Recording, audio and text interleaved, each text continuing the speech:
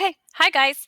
What we're going to do is I'm actually going to make some short videos and a couple of them to kind of go over this so that you don't go crazy watching one long video. So before we even start algebra, I like to talk about why math is so confusing to a lot of kids. Some kids are better at it than others, and others they really struggle because it's a new language. It's really hard to read math. So we're going to kind of like just clear up some gray areas before we even start algebra this year. So rule number one. Okay, in order to make math happen, you have to have an operator between every two numbers. So that's kind of our first rule, is every two numbers requires an operator in between them. And if you're not sure what an operator is, it's a plus, a minus, a division symbol, or a multiplication symbol. Okay, so I drew a picture. These are operators right here. You need to have one of them between two numbers. Why is that important? Well, because this is the biggest issue right here. That is what throws kids for a loop so many times. And I think it's a matter of we need to know how to read it correctly. Okay, so the rule is if you do not have an operator between two numbers, okay, so you don't have a plus, a division, or a times. All you see is this symbol right here. It is pronounced minus. Okay. If you do have an operator, let's say you have a plus or a times or a divide. So you do have an operator, then you actually pronounce it negative.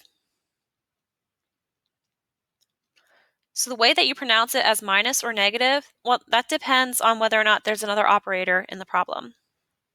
Okay, so we'll show an example. 8 and 3, they are separated with this symbol. So you have to think, would I pronounce this 8 negative 3 or 8 minus 3? There's no other operator in the problem. So in this case, that symbol is being used as a minus. So it is being used as an operator. Okay. Now, if I would like to pronounce it negative 3, that's fine. However, you need an operator then in the problem. So if you need an operator, you can always insert a plus in front of that minus sign. You have not changed what we're doing math-wise. You just changed the way you pronounce it. So now that the plus sign is taking the role of operator, this guy's kind of off the hook and he can just be referred to as negative.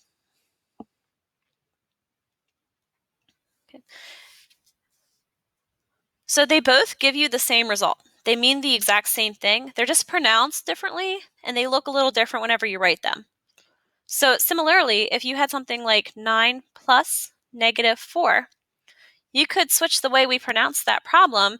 You could lose the plus as your operator and change your negative into the operator, which changes the pronunciation to minus. So it would be 9 minus 4. All right, so we could switch the order, right? We could move negative 3 in front and then insert positive 8. As long as the negative stays with the 3, that implies that you're losing 3. You have not changed the problem. You could put parentheses around the whole thing. That doesn't change the outcome. That just means there's parentheses. When I write my answer, I won't write them with the parentheses. I don't really need them. You could write negative 3 minus negative 8. So if you forget when you subtract a negative, that is the exact same thing as just addition. Okay, so you could do that.